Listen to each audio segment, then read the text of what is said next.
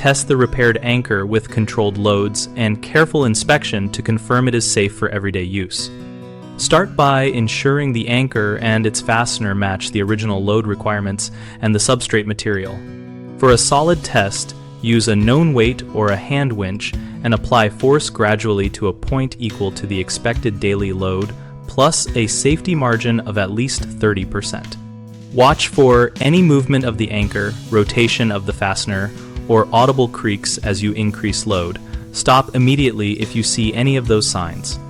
Check the surrounding material for hairline cracks, crumbling, or dust coming loose, as that indicates the substrate is failing even if the fastener feels tight.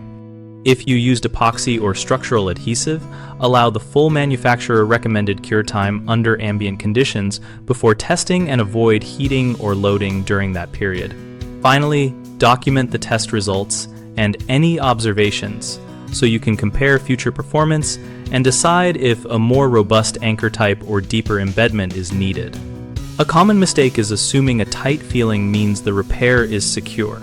Tightness alone can come from adhesive, set, or surface friction while the substrate is failing, so always perform a load test and inspect the substrate and the anchor for movement.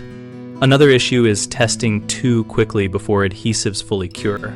Polymers can reach only partial strength early on, so follow the full cure time specified and repeat the test after that period. People also often reuse a hole that is enlarged or crumbled rather than preparing a new proper anchor location. If the hole shows any degradation, you must clean it out completely and use an appropriate repair sleeve, epoxy repair, or larger anchor designed for damaged substrates. BigHomeProjects.com connects homeowners to local contractors and offers project walkthroughs and discussion threads, where we and other members share real-world testing tips and vendor experiences. We help contractors find leads and showcase their work, while our community forums let users ask questions and report back on what worked for their anchor repairs.